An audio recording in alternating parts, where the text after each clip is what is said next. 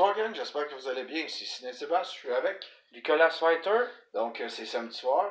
Comme on dit, Saturday night's all right for fighting, selon les dits d'Elton John.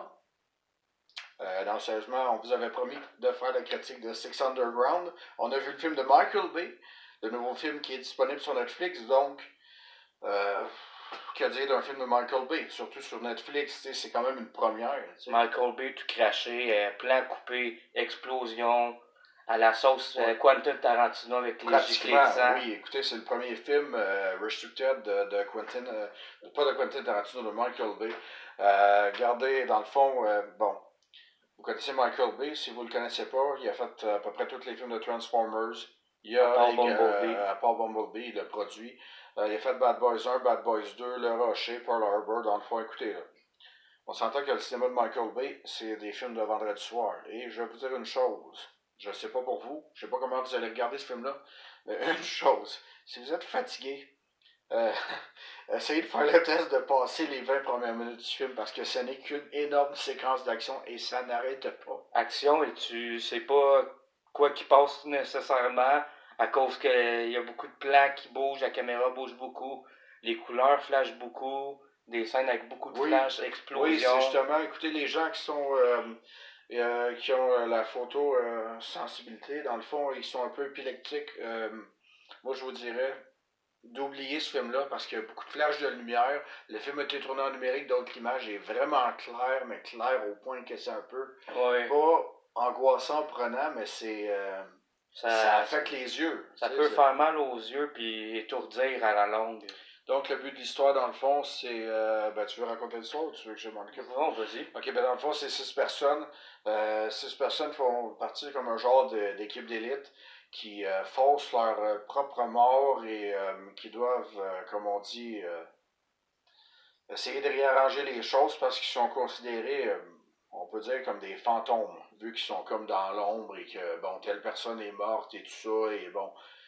vu que je suis mort et maintenant que je suis pas supposé d'être en vie, ben comment que je peux m'en sortir et tout ça. Donc, c'est ce côté-là qui est intéressant. Le film met en vedette Ryan Reynolds qui joue un très beau rôle. C'est toujours une belle surprise de le voir dans un film. Surtout que ça a été fait aussi par ceux qui ont fait Deadpool. Oui, le scénario du film a été écrit par les deux scénaristes de Deadpool. Donc il y a toujours un peu... comme on dit, le genre de côté humour grinçant, vulgaire. Le même genre de rire tannant de Ryan Reynolds. Oui, dans le fond, moi je vous recommanderais ceci, vous êtes bon en anglais, écoutez le film en anglais, c'est sûr, vous avez toujours les bonnes voix. Ben, c'est sûr, c'est les voix des voix acteurs, originales. Les voix originales. Il y a également Mélanie Laurent, Dave Franco, dans le fond, regardez. C'est un Michael Bay pur et dur, fait pour le streaming. Ça a sorti un vendredi 13 et pourquoi vendredi 13 c'est pas un film maudit, c'est juste que c'est un film idéal pour un vendredi soir. Donc, moi dans l'ensemble, je vous dis ceci. Vous voulez faire un jeu à boire, c'est vraiment parfait. Prenez-vous un shooter. À toutes les fois que vous voyez une voiture exploser, un plan de caméra changé, je vous jure, vous t'offrez pas 5 minutes. C'est action après action, et dites-vous une chose, l'histoire embarque vraiment, je dirais, disons, à la deuxième moitié, parce que de la façon que le film est fait, il y a 6 personnages à présenter. Tu vois, mettons, tel personnage, ce qui se passe. T'sais, vous connaissez un peu le film Suicide Squad. Au début, il présentait le personnage d'Harley Quinn, après ça, Deadshot, après ça, je pense que c'est Captain Boomerang, c'est exactement le même style, Killer Croc, oui, c'est ça, tu voyais.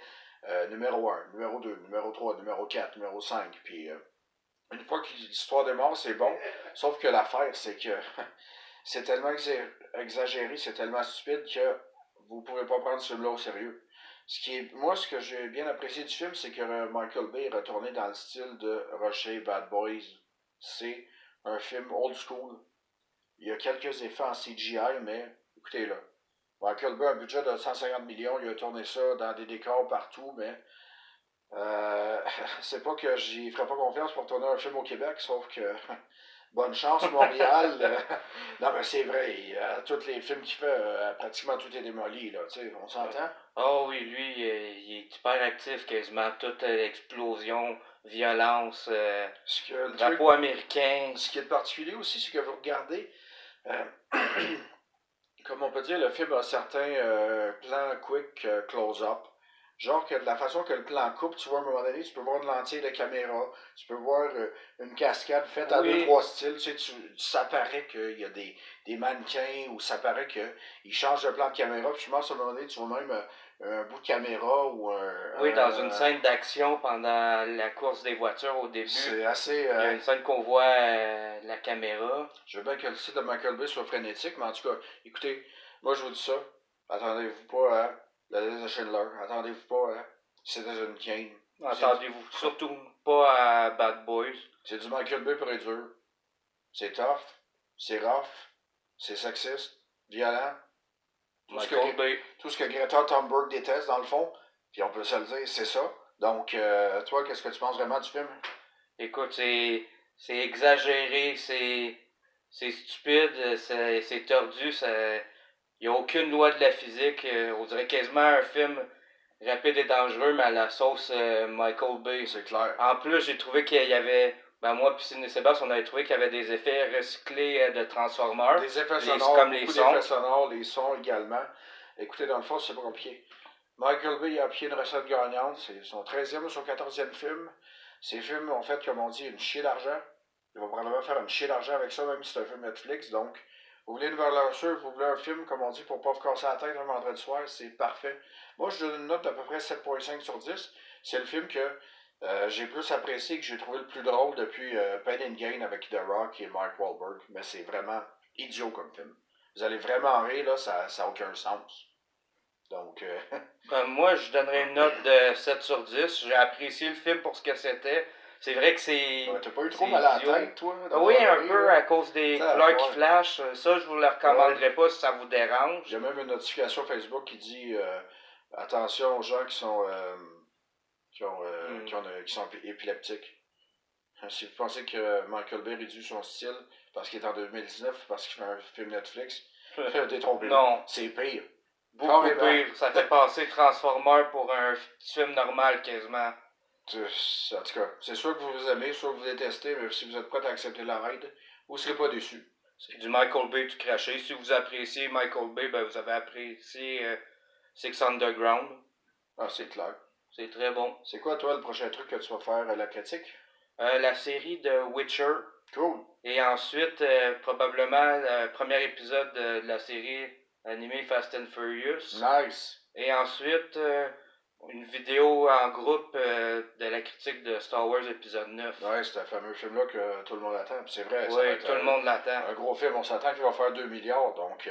ça, c'est sûr. 2 milliards, certain, mais il ne battra pas Avengers. Désolé, mais le trône reste à Avengers pour 2019. Donc, gang, merci d'avoir écouté la critique. Et, fan de films d'action, ce film-là est pour vous. Si vous cherchez un film romantique, passez votre tour. Et de la façon que le film se termine, il va y avoir peut-être une suite, on ne sait jamais. Donc, moi, je vous dis bonne soirée. Et go for the action. Salut! Salut! All we ever hear from you is blah, blah, blah. So all we ever do is go, yeah, yeah, yeah.